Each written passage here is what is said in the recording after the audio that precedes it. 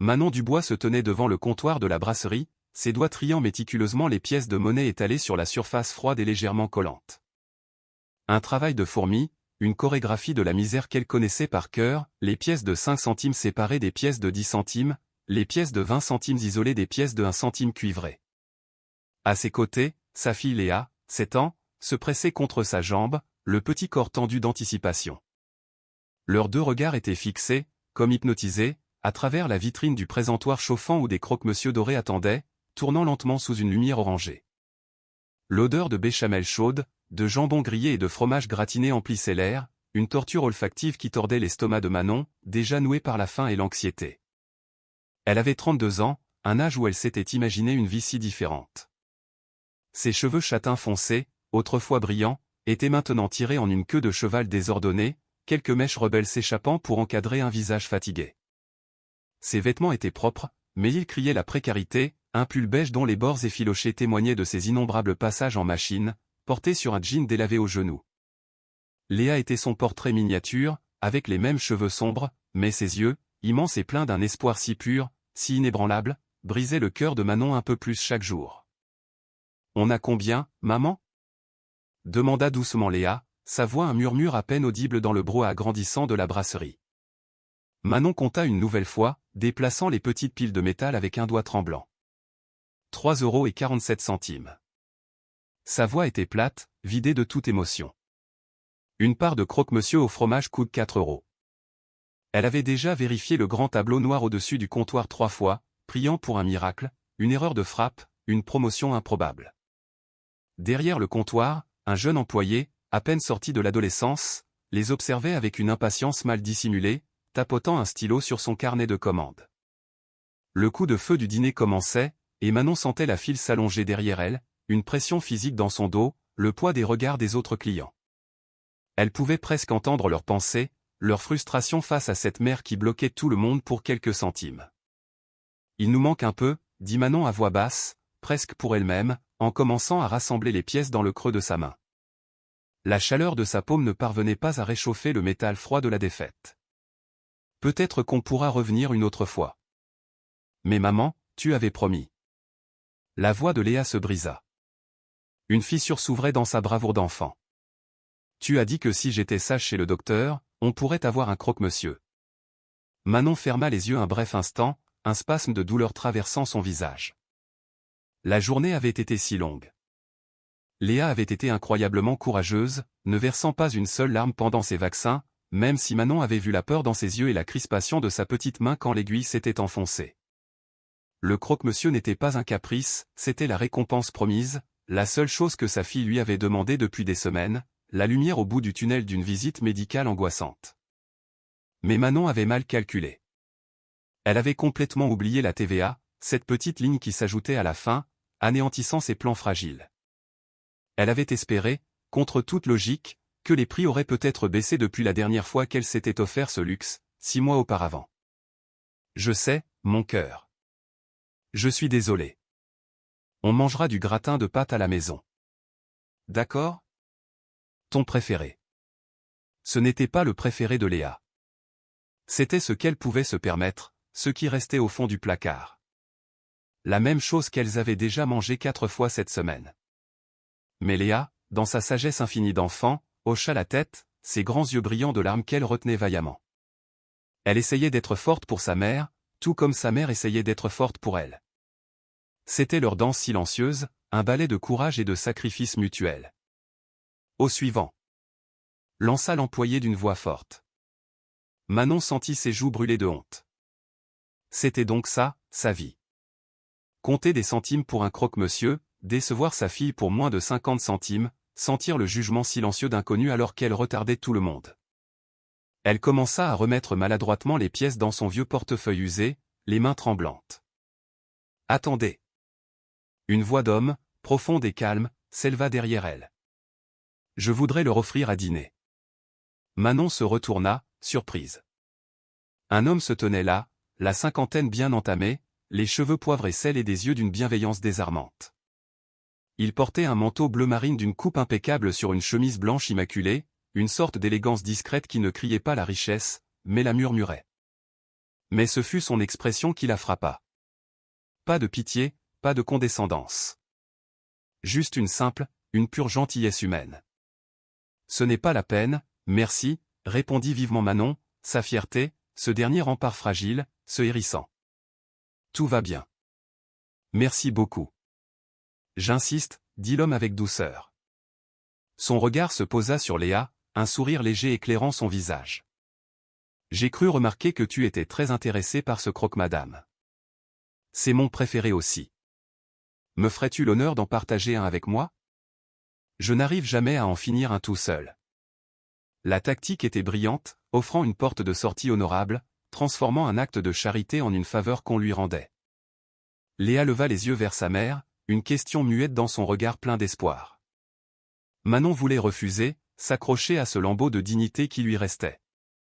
Mais le visage suppliant de sa fille, la façon dont sa petite main serrait la sienne avec une force nouvelle, prirent la décision pour elle. Une part, dit fermement Manon. Juste une part pour elle. C'est très généreux de votre part. Merci. L'homme sourit, un vrai sourire qui atteignit ses yeux. Je m'appelle Stéphane Moreau, et je déteste vraiment manger seul. S'il vous plaît, joignez-vous à moi. Prenons un croque-monsieur entier.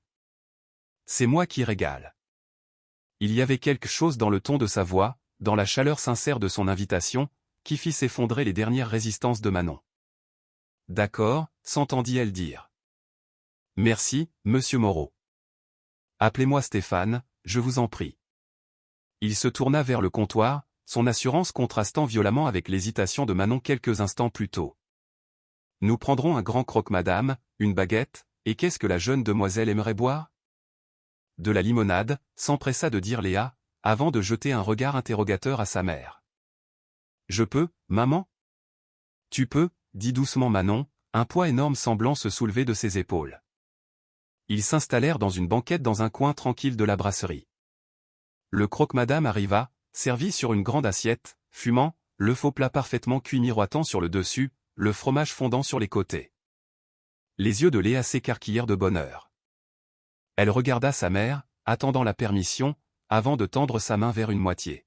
« Vas-y, ma chérie, dit Manon. Stéphane les servit toutes les deux avec une courtoisie naturelle avant de prendre une part pour lui-même. Pendant quelques minutes, ils mangèrent dans un silence confortable, uniquement rompu par les bruits de mastication satisfaits de Léa. Manon ne se souvenait pas de la dernière fois qu'un repas avait eu aussi bon goût. Ce n'était pas seulement le croque-monsieur, c'était le soulagement, la gentillesse inattendue, la simple joie de ne pas avoir à s'inquiéter, ne serait-ce que pour cet instant, de savoir s'ils avaient assez. « Je m'appelle Manon, au fait, dit-elle enfin. Et voici Léa. Merci encore pour tout ça. Vous n'étiez pas obligé, mais nous vous en sommes très reconnaissantes. J'en avais envie, dit simplement Stéphane. Il observait Léa, une douce tristesse voilant son regard. Ma petite fille aurait eu à peu près ton âge, dit-il à Léa. Elle adorait les croque-monsieur, elle aussi. Aurais-tu? Demanda Manon avec précaution. Elle est décédée il y a 2 ans. Une tumeur au cerveau. Elle n'avait que 6 ans. La voix de Stéphane était stable, mais Manon pouvait entendre le chagrin vibrant juste sous la surface. Elle s'appelait Chloé. Je suis tellement désolé, dit Manon, et ces mots venaient du plus profond de son cœur. Moi aussi. Stéphane but une gorgée d'eau. Ses parents, ma fille et mon gendre, n'ont pas survécu à cette perte. Pas en tant que couple, en tout cas. Le deuil les a déchirés. Ils ont divorcé l'année dernière. Ma fille a déménagé à l'autre bout du pays pour essayer de recommencer à zéro. Je comprends pourquoi, mais elle me manque. Léa avait écouté en silence, absorbant la conversation des adultes. Soudain, elle tendit sa petite main par-dessus la table et la posa sur celle de Stéphane. C'est pas grave d'être triste, dit-elle avec une simplicité désarmante. Ma maman est triste aussi, des fois. À cause de mon papa. La gorge de Manon se serra. Elle n'avait pas réalisé que Léa comprenait tant de choses. Stéphane baissa les yeux vers la petite main posée sur la sienne, et son regard s'embua. Ta maman a beaucoup de chance de t'avoir. Il leva les yeux vers Léa, puis jeta un regard à Manon. Où est ton papa? Excusez-moi, c'est trop personnel. Il est parti, dit Manon tranquillement, la vieille douleur s'étant émoussée avec le temps. Quand Léa avait 2 ans. Il n'a pas supporté d'être père. Il n'a pas supporté la responsabilité. Je n'ai plus eu de ses nouvelles depuis 5 ans. Stéphane hocha lentement la tête. Ça doit être difficile. Élever un enfant seul. Certains jours plus que d'autres, admit Manon. Aujourd'hui était une journée difficile. J'ai 3 petits boulots, les matins dans un café, les après-midi en saisie de données à domicile, les soirs au nettoyage de bureau. Mais aucun ne propose de mutuelle, alors je dois payer les visites chez le médecin de ma poche. Léa avait besoin de ses vaccins pour l'école, et ça a anéanti les quelques économies que j'avais mises de côté pour les courses de la semaine. Elle s'arrêta, soudain embarrassée d'étaler ainsi sa vie. Je suis désolé. Vous n'avez pas besoin d'entendre tout ça. C'est moi qui ai posé la question, dit Stéphane. Et j'écoute. Il y avait quelque chose en lui, dans son intérêt sincère, qui poussa Manon à continuer, à vider son sac pour la première fois depuis des années. Je n'aurais jamais pensé que ma vie prendrait ce tournant. J'avais des projets, autrefois. J'étais à l'université, j'étudiais pour devenir enseignante. Et puis, je suis tombée enceinte. Mon petit ami, le père de Léa, disait qu'il voulait fonder une famille. Alors j'ai arrêté mes études pour travailler et nous faire vivre pendant qu'il terminait son diplôme. Mais dès qu'il a été diplômé, il est parti. Il a dit qu'il se sentait piégé. Et je me suis retrouvée là. Sans diplôme, sans carrière, sans soutien. Et avec une enfant de 2 ans à élever. Vous auriez pu reprendre vos études, suggéra doucement Stéphane. Avec quel temps? Quel argent? La garde d'enfants coûte aussi cher que ce que je gagne. Mes parents sont décédés. Ma mère quand j'avais 19 ans, mon père quelques années plus tard. Pas de frères et sœurs. Aucun soutien familial. C'est juste moi et Léa contre le monde. Manon essuya rapidement une larme qui perlait au coin de son œil. Mais on s'en sort. On s'allume l'autre. C'est ça qui compte. Stéphane resta silencieux un moment, pensif. Puis il dit, ma fille travaillait pour moi. Dans mon entreprise. Après la mort de Chloé, elle ne pouvait plus supporter d'être là. Trop de souvenirs. Le poste est toujours vacant. Directrice des relations communautaires. C'est bien payé, avec une couverture sociale complète, et les horaires sont flexibles, adaptés à la vie de famille. Parce que j'ai bâti cette entreprise pour qu'elle le soit, après la mort de ma femme, quand je suis devenu père célibataire pour ma fille. Manon le dévisagea, le souffle coupé. Je ne pourrais pas. Je n'ai pas les qualifications pour un poste comme ça. Vous avez la qualification la plus importante. Vous comprenez ce que c'est que de lutter, d'avoir besoin d'aide, de faire face à des défis qui semblent insurmontables. Les relations communautaires, Manon, ce n'est pas une question de diplôme. C'est une question d'empathie, de créer des liens avec les gens, de faire une différence. Le reste, ça s'apprend. Je ne sais même pas de quelle entreprise vous parlez, balbutia Manon. La Fondation Moreau. Nous travaillons avec des familles à faible revenu, nous fournissons des ressources, des formations professionnelles, une aide à la garde d'enfants, des programmes éducatifs. Tout ce que j'aurais aimé avoir quand j'élevais ma fille seule, il y a 30 ans. Stéphane sortit une carte de visite de son portefeuille. J'en suis le fondateur et le PDG. Et je suis très sérieux au sujet de cette offre. Manon prit la carte avec des mains tremblantes. Le carton était épais, luxueux. Pourquoi? Pourquoi feriez-vous ça pour une inconnue? Stéphane regarda Léa, qui avait fini son repas et sirotait contentement sa limonade, dessinant des motifs dans la condensation sur son verre. Parce que Chloé disait toujours que la gentillesse, c'est de la magie. Elle croyait que faire de bonnes choses pour les gens créait des ondes qui se propageaient bien plus loin qu'on ne pouvait le voir. Après sa mort, j'ai failli l'oublier. Je me suis enterré dans le travail, j'ai essayé de résoudre les problèmes avec de l'argent, des programmes, des systèmes. Mais parfois, la chose la plus puissante que l'on puisse faire, c'est simplement de voir quelqu'un. De vraiment le voir. Vous et Léa, vous me l'avez rappelé ce soir. Je vous ai vu compter vos pièces, continua-t-il. Je vous ai vu essayer de garder votre dignité tout en luttant pour acheter un croque-monsieur à votre fille. Je vois une mère qui a 3 emplois et qui n'arrive toujours pas à joindre les deux bouts. Non pas parce que vous n'essayez pas assez fort, mais parce que le système est défaillant. Je vois exactement le genre de personne qui pourrait m'aider à le réparer. Les yeux de Manon se remplirent de larmes, des larmes de gratitude et d'incrédulité cette fois. Je ne sais pas quoi dire. Dites que vous viendrez pour un entretien. Lundi matin, 10 heures. Amenez Léa. Nous avons une crèche d'entreprise sur place. Venez voir comment nous fonctionnons. Rencontrez l'équipe. Décidez si c'est quelque chose dont vous aimeriez faire partie. Et si je ne suis pas à la hauteur? Et si vous êtes exactement ce dont nous avons besoin? Rétorqua Stéphane. Manon, je fais ce travail depuis 20 ans. Je sais reconnaître le potentiel. Et vous en avez. Plus important encore, vous avez quelque chose que l'argent ne peut pas acheter, l'expérience vécue des personnes que nous essayons d'aider. C'est inestimable. Léa tira sur la manche de sa mère. Maman, on peut aller voir son bureau? Ça a l'air chouette. Manon rit à travers ses larmes. Oui, ma chérie. On peut aller voir son bureau. Ils finirent le repas ensemble, la conversation devenant plus facile, plus légère. Stéphane leur parla de Chloé, de son amour pour l'art et la musique, de la façon dont elle voulait aider tous ceux qu'elle rencontrait. Léa raconta à Stéphane son école, ses livres préférés, et comment sa maman lui lisait une histoire tous les soirs, peu importe à quel point elle était fatiguée. Quand ils se levèrent enfin pour partir, Stéphane les raccompagna à l'extérieur.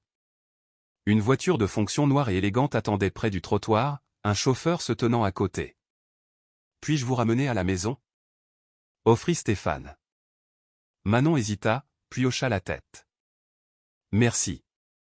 D'habitude, nous prenons le bus et il commence à faire froid. » Dans la voiture luxueuse, Léa colla son visage contre la vitre, regardant les lumières de la ville défiler. Manon donna l'adresse au chauffeur, embarrassé par le quartier délabré où elle vivait, mais Stéphane ne montra aucun signe de jugement. Lorsqu'ils s'arrêtèrent devant le petit immeuble d'appartements modeste, Stéphane les accompagna jusqu'à la porte. Lundi, 10 heures, rappela-t-il à Manon. Si vous avez besoin de payer les frais de transport en bus. Je serai là, dit fermement Manon. Et je trouverai un moyen. Merci, Stéphane. Pour tout.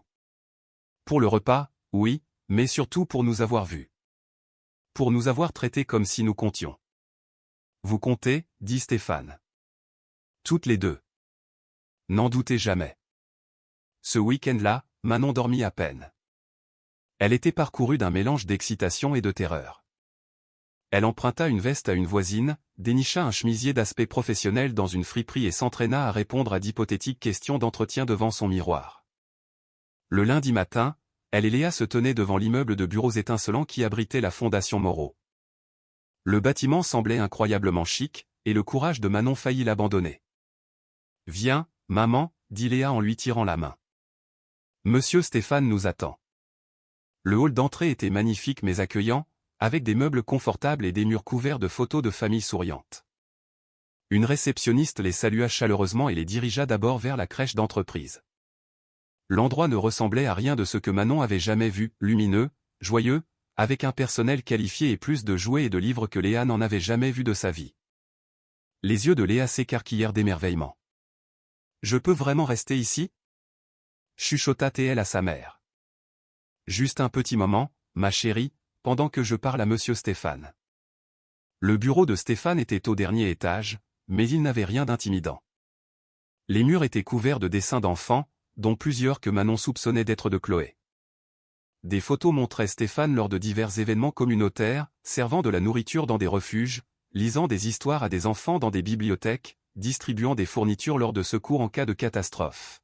« Vous êtes venu, dit Stéphane en souriant, se levant pour l'accueillir. « Bien sûr que je suis venu. » L'entretien ne ressembla à aucun autre que Manon avait connu. Ils parlèrent de sa vie, de ses luttes, du type d'aide qui aurait fait une différence pour elle. Stéphane lui demanda son avis sur des programmes, écouta attentivement ses idées, semblant sincèrement intéressé par sa perspective. « La vérité, dit Stéphane à un moment donné, c'est que je fais ce travail depuis des années, mais je le fais à distance. Je signe des chèques, j'approuve des programmes, mais je ne suis plus sur le terrain. Ce n'est plus moi qui compte les centimes pour un croque-monsieur. C'est vous. Et cela signifie que vous comprenez nos bénéficiaires d'une manière que je ne pourrai jamais égaler. Donc, vous voulez que je partage simplement mon histoire? Demanda Manon. Je veux que vous conceviez des programmes basés sur ce dont vous aviez besoin et que vous n'avez pas trouvé. Je veux que vous rencontriez des familles et que vous les écoutiez comme quelqu'un aurait dû vous écouter. Je veux que vous nous aidiez à être meilleurs, plus efficaces, plus humains. Stéphane se pencha en avant. Je vous offre le poste, Manon.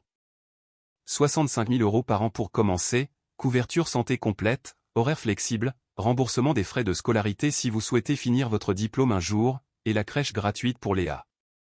La tête de Manon se mit à tourner. 65 000 €. Elle gagnait actuellement moins de 25 000 € avec ses 3 emplois réunis. C'était plus du triple, avec des avantages dont elle n'osait même pas rêver.